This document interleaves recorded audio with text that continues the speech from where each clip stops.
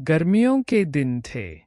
शाम के समय एक बत्तख झील के पास ही पेड़ के नीचे अपने अंडे देने के लिए अच्छी जगह ढूंढ रही थी। उसने वहां पर 5 अंडे दिए।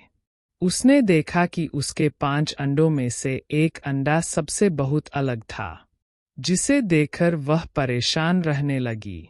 उसने अंडों से बच्चों के बाहर आने तक का इंतजार किया। फिर एक सुबह उसके 4 अंडों में से उसके 4 नन्हे बच्चे बाहर आ गए। वो सभी बहुत सुंदर और प्यारे थे, लेकिन उसके 5वें अंडे से अभी तक बच्चा बाहर नहीं आया था। बत्तख ने कहा कि यह 5वें अंडे का बच्चा उसका सबसे सुंदर बच्चा होगा, तभी वह बाहर आने में इतना ज्यादा समय ले रहे हैं। एक सुबह वह 5वां अंडा भी फूट गया। उसमें से एक बदसूरत बत्तख का बच्चा निकला। बत्तख का यह बच्चे अपने बाकी के 4 भाई बहनों से बहुत बड़ा और बदसूरत था। यह देखकर बत्तख मां बहुत उदास हो गई।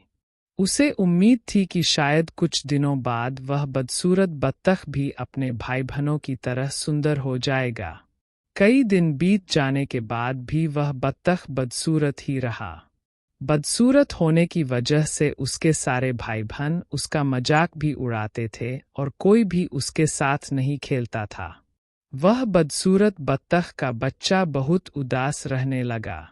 एक दिन झील में अपनी परछाई देखते हुए वह बदसूरत बत्तख का बच्चा सोचने लगा कि अगर उसने अपने परिवार को छोड़ दिया तो वो सारे बहुत खुश हो जाएं। वह किसी दूसरे जंगल में चला जाएगा। यही सोचकर वह किसी घने जंगल में चला गया।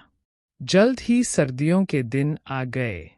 हर तरफ बर्फ की बारिश हो रही थी। बदसूरत बत्तख के बच्चे को ठंड लग रही थी। उसके पास खाने पीने के लिए भी कुछ नहीं था। वहां से वह एक बत्तख के परिवार के पास गया। उन्होंने उसे भगा दिया। फिर वो एक मुर्गी के घर गया। मुर्गी ने भी उसे चोंच मारकर भगा दिया। उसी रास्ते में उसे एक कुत्ते ने देखा, लेकिन कुत्ता भी उसे छोड़कर चला गया। बदसूरत बत्तख उदास मन से सोचने लगा कि वह इतना बदसूरत है कि कुत्ता भी उसे नहीं खाना चाहता है। उदास होकर वह बदसूरत बत्तख का बच्चा फिर से जंगल जाने लगा। रास्ते में उसे एक किसान दिखाई दिया। वह किसान उस बदसूरत बत्तख को अपने घर ले गया। वहां पर उसे एक बिल्ली परेशान करने लगी, तो वह वहां से भी भाग गया और फिर से एक जंगल में रहने लगा। कुछ ही दिनों में बसंत का मौसम आ गया। अब वह बदसूरत बत्तख भी काफी बड़ा हो गया था। एक दिन वह एक नदी के किनारे टहल रहा था। वहां पर उसने एक सुंदर राजहंसी को देखा, जिससे उसे प्यार हो गया। लेकिन फिर उसे लगा कि वह एक बदसूरत बत्तख है, इसलिए उसे वह राजहंसी कभी नहीं मिलेगी। शर्म से उसने अपना सिर झुका लिया। तभी उसने नदी के पानी में अपनी परछाई देखी और वह हैरान हो गया। उसने देखा अब वह बहुत बड़ा हो गया है और एक सुंदर राजहंस में बदल गया है।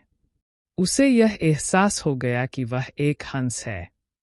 तभी वह अपने बाकी के बत्तख भाई बहनों से काफी अलग था।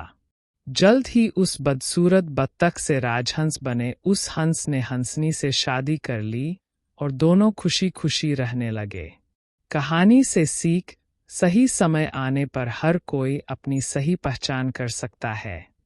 तभी वह अपने गुणों को पहचान कर अपने दुखों को दूर कर सकता है।